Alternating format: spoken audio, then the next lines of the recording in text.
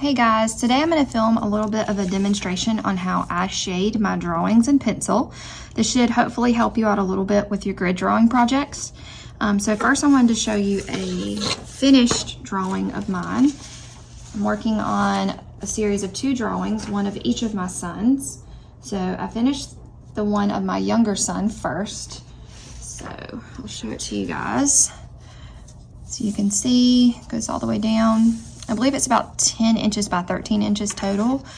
I'm just gonna zoom in so you can see some of the shading detail, okay? And some of the texture detail, especially down on the jeans and the swing, okay? So now I'm gonna kind of do a little bit of a demonstration to show you guys how to actually do this. So first, here's my reference photo of my older son. So you can see here, there's lots of different values, textures like the wood, his hair, his teddy bear's crumpled up old fur. There's lots of different details here, and I also have a blurry background to address.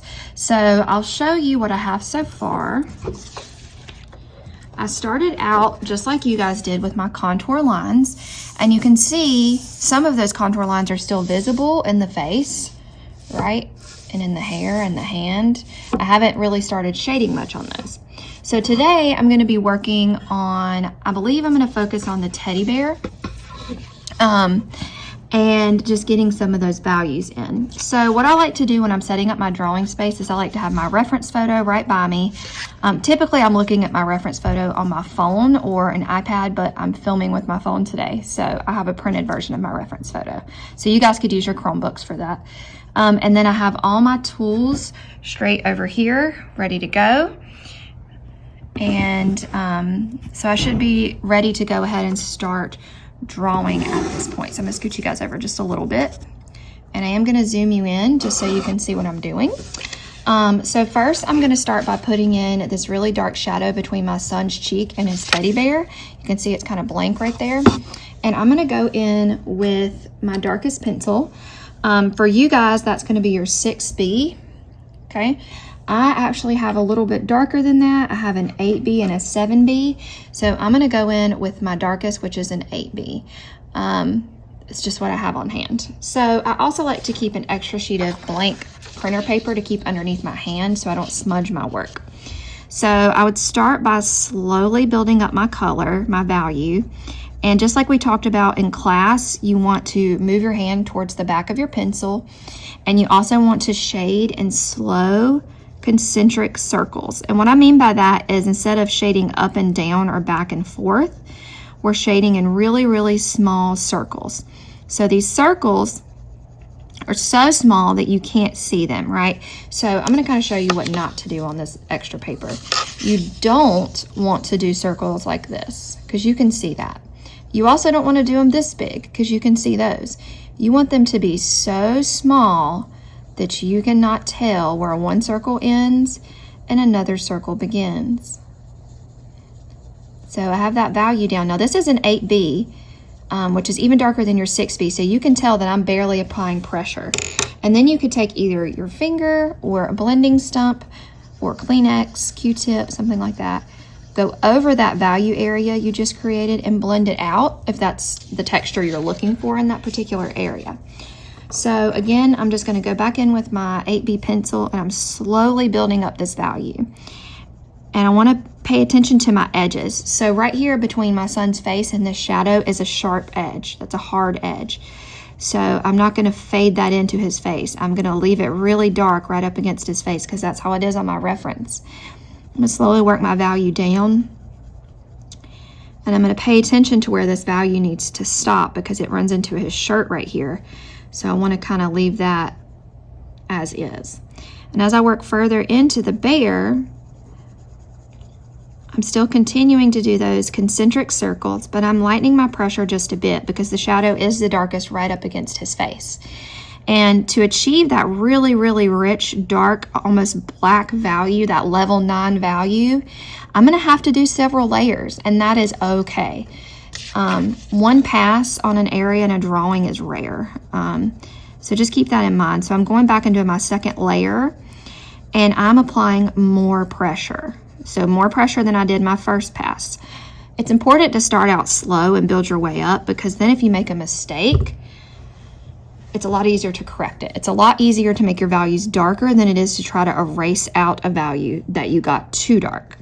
Now, I want to point out right here where I come in contact with his finger, I'm going to be really cautious here with this value. I'm going to make sure I don't get into an area I don't want to be in, because that dark value is going to be really hard to get off of his little finger if I accidentally am not paying attention and I go in the wrong space with my dark value. Okay, so I'm just kind of working back and forth. And then I would probably go in with a blending tool, and I would blend this value in just a little bit. I'm not really going outside of the area that I've shaded too much. I'm just kind of blending it so that I get rid of that texture, because this shadow is really just a rich, deep, dark shadow right there. Okay, you can't really see any texture. And again, mine's not dark enough, so I'm gonna have to revisit this area and make it even darker. So I wanted to show you guys a little bit of how you can actually use your blending stump as a drawing tool. And this works great for areas that you want to look a little bit more soft. So in this case, my son's teddy bear. So I'm just taking this blending stump that has some value on it from down here, and I'm just adding some values where I see they need to go inside of the bear's fur texture.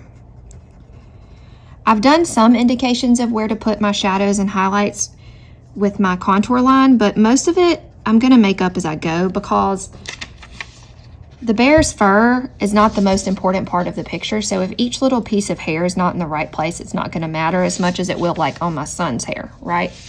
So you kind of have to pick and choose where you want to put your detail. Now, one thing I do want to pay attention to is where the values go.